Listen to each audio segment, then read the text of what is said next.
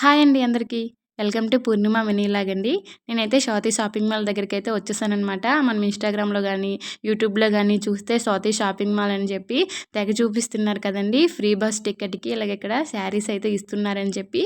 అదేం కాదండి, ₹500 మనమేమొచ్చి ఏదైనా షాపింగ్ చేయాలి. ₹500 ఎక్కువ చేస్తే అప్పుడు మనకేమొచ్చి ఇలాగ బస్ టికెట్‌కి ఏమొచ్చి బస్ టికెట్ ఉంటుంది కదండీ! ఫ్రీ బస్ టికెట్ అదైతే మన బిల్లుకి యాడ్ చేసి ఆ తర్వాత మనకైతే ఇలాగ ఇస్తున్నారనమాట.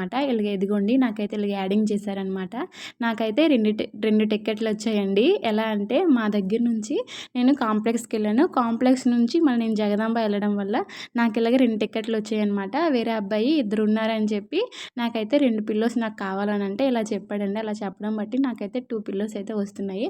లేదంటే ఒక మనిషికి ఒక టికెట్‌కి ఒక పిల్లో అయినా లేదంటే లైటీ అయినా ఒకటేనండి. దానికి మనకి అమౌంట్ కూడా ఏస్తారు. ఫ్రీగా ఏమి ఇచ్చిరండి.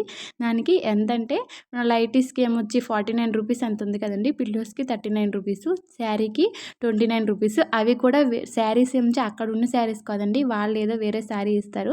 అది ఆఫర్‌లో ఉన్నది ఇస్తారంట. అది ఇక్కడ ఆఫర్‌లో పెట్టిందయితే కాదు. వేరే దగ్గరికి వెళ్ళి ఆ శారీ తీసుకొస్తారటండి. ఆ శారీ ఇస్తారంట.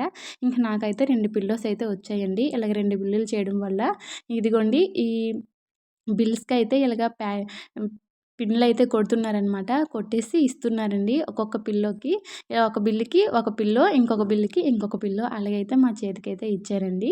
ఇంకా బయటకైతే వచ్చేసామనమాట. నా వీడియో మీకు నచ్చుంటే మాత్రం ప్లీజ్ సపోర్ట్ చేసి సబ్స్క్రైబ్ అయితే చేసుకోండి.